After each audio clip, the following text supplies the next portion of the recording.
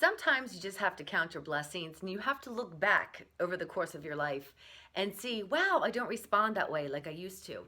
So I have so many encounters with people who want to kind of squash my spirit or put it down because they don't understand it, and that's cool. But it really sucks when they're in authority, if they have some kind of rulership or basically they're my boss man. So when I was in Savannah, I can talk about this now because I'm so removed from it and I'm no longer angry and bitter. But I had to jump through major hula hoops just for a waitress gig. And it wasn't even worth it because the amount of stress and the amount of tears that I lost over the whole ordeal in the course, I think it was like 3 years, simply I would not repeat. But I learned some hard lessons. And the first one being, when you walk into a room, you can sense, feel, or know a matter.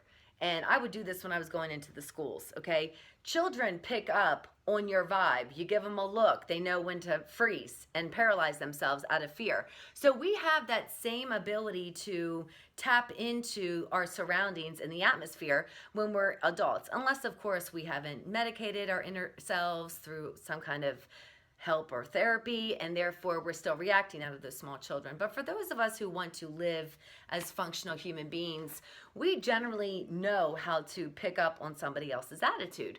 So this was the situation where I was basically told that I was taken off the schedule because I didn't know an ingredient, because suddenly the chef at the time had some kind of power. And the thing that really stinks is, in the majority of restaurants, you have two spirits that are always at large. You have the Ahab spirit, which I joke about is always going to be the owner or the main general manager, where he just wants to sit back, kick up his feet on the ottoman. He doesn't want to have to lift any fingers. He's going to place a bulldog in position to do that. And that's going to be the Jezebel spirit. That's going to be the female that's like, I've got this authority and I'm going to exercise my small little impish muscle right here, and I'm going to make sure that I call the shots. Basically, she's the henpecker that's running the roost. And that classically goes on in most restaurants from my perspective. I've been doing this for 26 years. It's fun. Basically, now I get to laugh at how my life has played out, because the restaurant industry is not one that you want to just hunker down in. Hence, when I was at this place, somehow the chef rose to the occasion and he called the shots and said I couldn't work for 2 weeks because I didn't know that parsley was like the garnish that went on the dish before it walked out the door. And it was just, a jab. It was just to, not have me in his presence, because basically when you are anointed, you're going to either rub people raw and they will hate you, or you're going to pull people in. They're going to gravitate towards you. And that's okay. You just want to find the people in the middle that are going to be, supportive. Few in number, let me say. So anyway, I was taken off the schedule, and when I came back, it was like, you have to prove yourself. And my beef was, we had a general manager who was real calm, cool, and collected all the time, but she stood for nothing. She didn't do anything to stand up for us that were getting bullied. And there was a few of us that were getting bullied, but I basically was even deemed by this same chef that I was the restaurant scapegoat. So, it wasn't a pretty picture every time I came onto the scene. So after my hiatus and I returned, I was basically met with a finger in my face from, the Queen Jezebel. And she was like, you better watch it. And I had actually called her on my way into work because I was running 5 minutes late and I was walking on eggshells and I was so afraid of getting fired that became her story to penalize me even more. So she shows up 15 minutes late, she can, because she's the boss, and she's like disheveled and I'm so sorry. And then she takes me and she's like, if you ever call me again and say you're going to be late, that'll be it. And I'm like, don't appreciate the finger in the face, but thank you. We'll call her the Wicked Witch of the West. So I was just like, okay, see you later, and I'm about my business. I go through the day, not a problem, and it's my last table. Now here's the other sidebar of a person like me. When you're low man on the totem pole in their eyes, and they do things like hold your drinks, you have to learn how to go covert under the radar and make jokes about it. Poking fun at myself became a remedy. So I would go to my tables and I'd say, I'm very sorry that you have me as your server today because the bartender does not like me. And that means you're going to suffer. It will appear as if you're going to take double fisting all the way home. But all you have to do is order that drink when it's halfway full. And maybe by the time I get it from her, you'll be ready to start on your second one. Because let's face it, I am not going to get them any faster than you would if you walked up there yourself. When they totally come against you from all fronts, you're going to have to be able to say, this really is looking like it's my responsibility, but I'm actually the middleman, and I'm trying to make your experience here a good one, but my hands are tied, and I can only deal with the limitations that are set upon me. So therefore, I approach this table. And last table of the day, and their drinks are taking 10 years, and I convinced them to get the shrimp and grits, and there was another dish, and I'm like, oh, you're going to love it, da-da-da. But also because of who I was not able, and this is in this establishment, I'll get to my point of redemption in a minute, but because of who they deemed me to be, I wasn't able to order food like everybody else that works there. Oh, you can order food, you get 50% off, da da da da.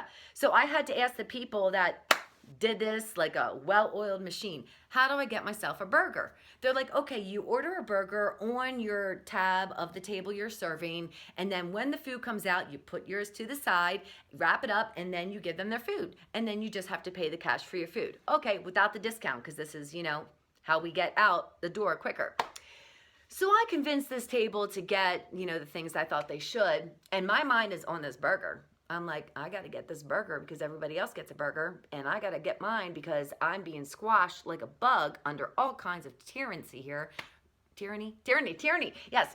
So I put the order in, and I'm at another table, and one of my friends comes over, love this guy, and he's like, what the hell's going on here? You got 3 burgers. They didn't order any of this. And I'm like, quick, bag that one, meet me upstairs. And I grab the burgers, and I go over to the table, and I'm like, hey, made a mistake. And they're like, what's the deal? You told us to get the shrimp and grits, you went on, and then you order us this.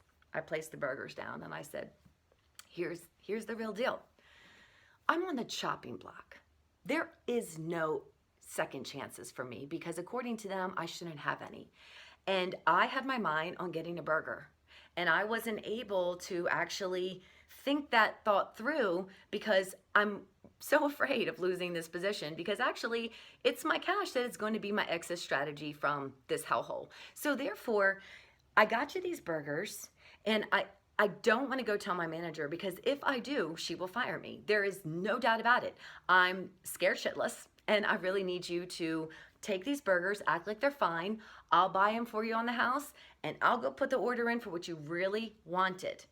And this chick looks at me and she grabs my hand. She goes, oh, I know what you're dealing with. She's like, you have like a female as a manager, probably jealous, and she's probably wielding all kinds of authority and making your life hell. And I'm like, yes. She's like, been serving for years. You know how I handled it? She's like, total accident. She's like, you think this is bad? I went to set down one of the candles that we had. It caught the corner of the curtain and burned the whole restaurant down. I was like, you know what? I can't make this stuff up. The Lord knows who to send in my direction. I was like, praise you, Jesus. Thank you so much. They're like, we'll take the burgers. Don't worry about it. Bag those suckers up with their leftovers, put my burger in a sack, and I rolled, got away. That, my friends, is an example of when you are supposed to be somewhere, it doesn't matter if the people can't stand you. Most likely you're there to bring the change. And that's exactly what I did because 3 people found the Lord when I was there. And it was a place where I could do prophetic teaching just based off of my experience that they judged as being stupid mistakes or being weird or being somebody that needed to calm down and think like them. And I wasn't able to be confined and contained by their box. So I'm just saying there's so many opportunities and there's wonderful ways that we can see a bad situation turning around for good simply because God's in it with us. He knows what we're going through. The suffering sucks and all the oppression from people and their opinions that hurts, it shoots us and we actually feel the pain. I'm one of those empaths. But he gets to take that pain, turn it around and give you a blessed, awesome story so you can share with everybody else and everybody laughs.